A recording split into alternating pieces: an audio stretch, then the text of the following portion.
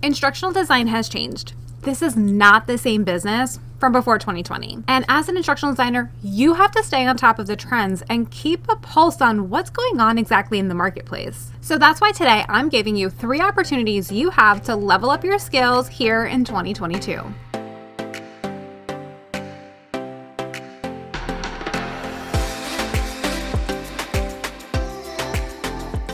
So opportunity number 1 is to take a look at online courses and see what exactly is working about them. I know. To quote my girl, Elle Woods, you're probably thinking right now, I'm sorry, I think I've hallucinated. Are you really talking about online courses? I am. I really am. And a lot of them are really bad. I mean, SMEs are not instructional designers. You can't just sit in front of a backdrop, start talking to a camera, package it all into 20-minute mini modules, package it into a course platform like Kajabi or Thinkific, and then automatically you have a good sound online course.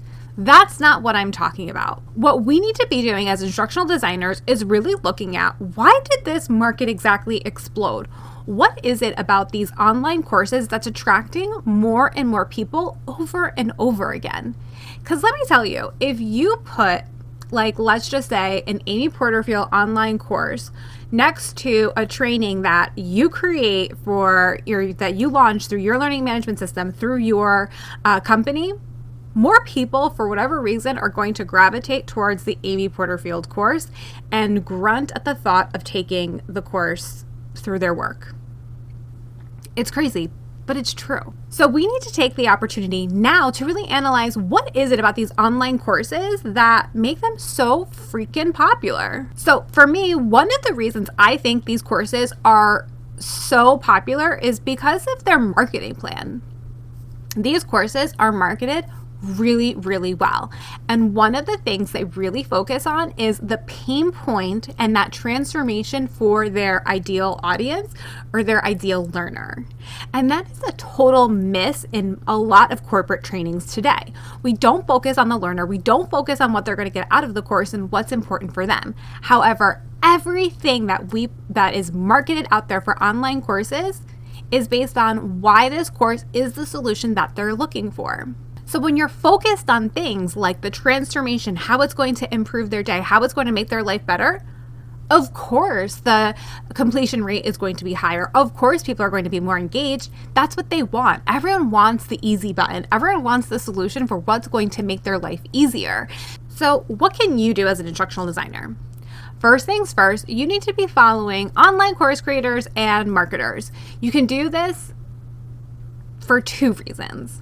One, on the marketing side of things, you'll see more information about how they really market their courses, right? And what they recommend, and get some ideas for some visual design and things like that. A lot of people that are in marketing have a lot of really great visuals that you can then translate into some marketing for your own learning. Also, you want to look at these online course creators to see what it is that they're doing when they're marketing the courses, and you can pull some of the really good things, but you could also pull out some really bad advice or bad things that are coming out of their courses and put that in the do not ever do that column. So I actually don't think it's a bad idea to follow online course creators or people that you may not totally agree with, because one, we need to make sure we're seeing all sides of coins and all perspectives, but 2, it definitely helps you realize what you don't want to be doing and help you with putting together your marketing plan and your marketing process. You also want to watch a few YouTube videos on marketing and how it is that you can craft your message to really talk to learners.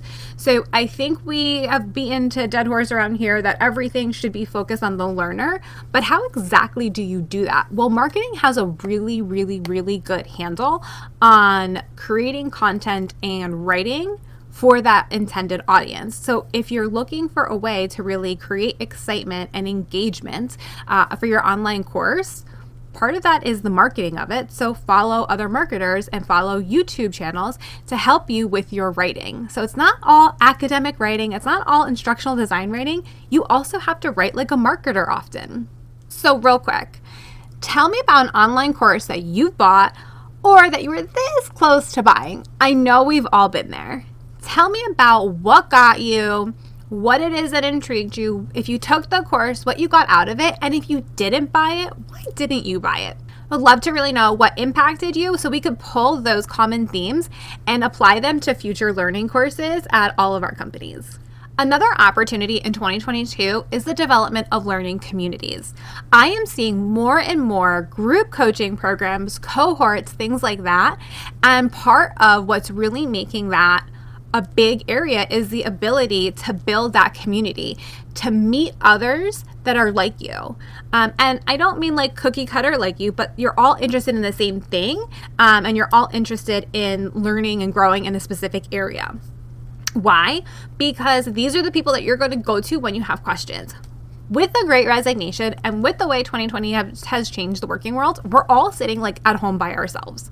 And not a lot of us are back in the office, which makes it a really, really lonely world. So the building of these learning communities can start to pull some of that connection amongst your learners and start to really level up their learning. We all know watching a YouTube video, watching an e-learn, taking one VILT course, it's not going to be enough in order to ensure that your behavior has changed and it's like whatever you're learning is part of your everyday.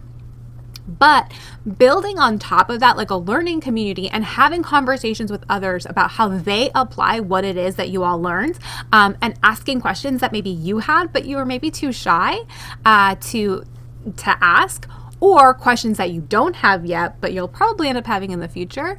Like having a place to go to with all of that really levels up and ingrains that learning. So as an instructional designer, I want you to be looking at opportunities where your clients are, where your company is, in order to build these learning communities. A couple of places that you can do this is some learning management systems.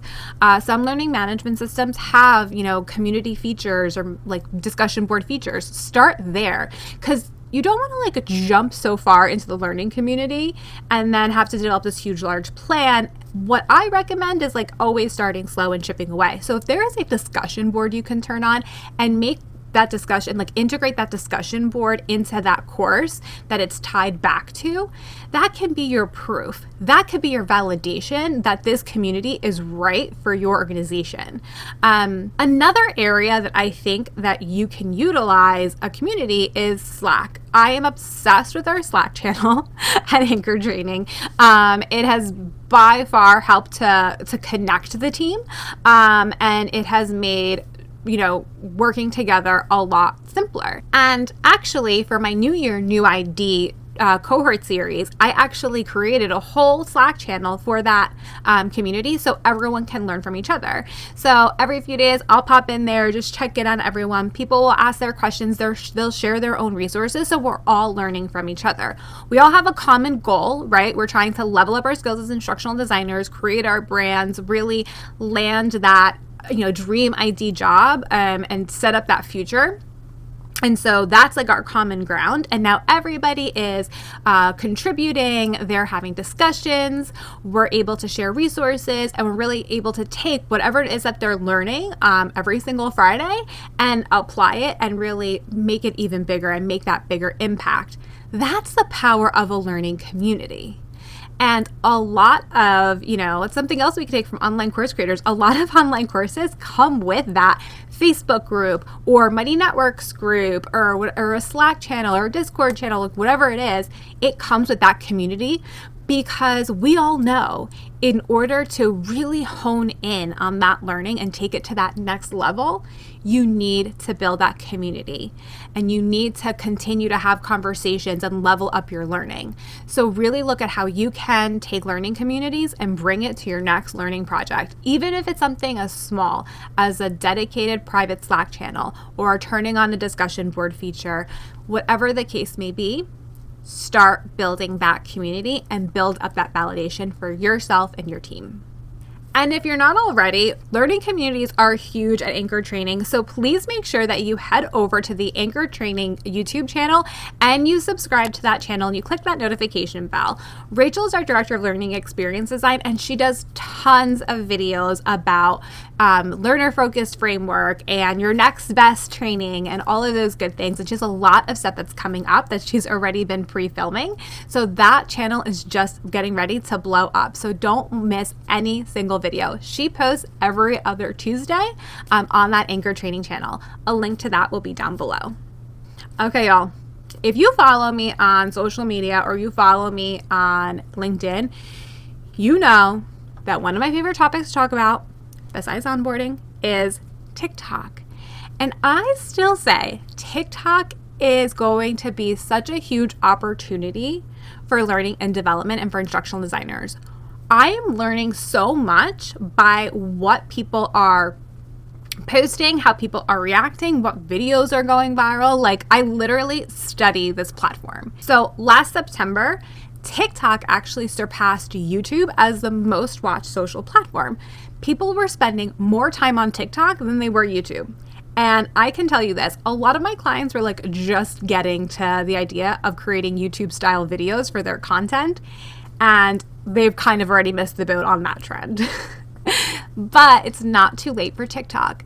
TikTok is really just a form of micro-learning. But there's a lot of things that go into making a good TikTok video. You can't just like get in front of your phone and do a little dance and think that that video is going to go viral.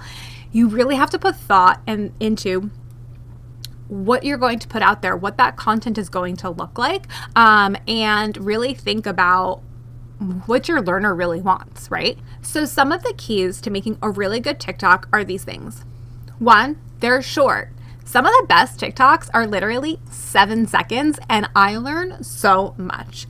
I mean, there is a TikTok where I learned how to tie my robe in a different way so that it doesn't fall, and I watched it one time, and that is permanently ingrained that you see me like looping and stuff like that. It's actually much more simpler than all of this. But yeah, you see me looping all the time now, and I will not tie my robe in any other way. I literally watched that one time. That was it. And it wasn't very long. TikTok videos are to the point.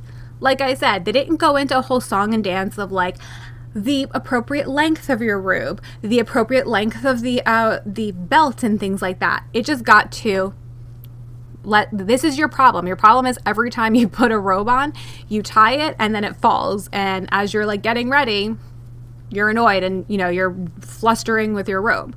So instead, you just tie it like this and boom, you're all done.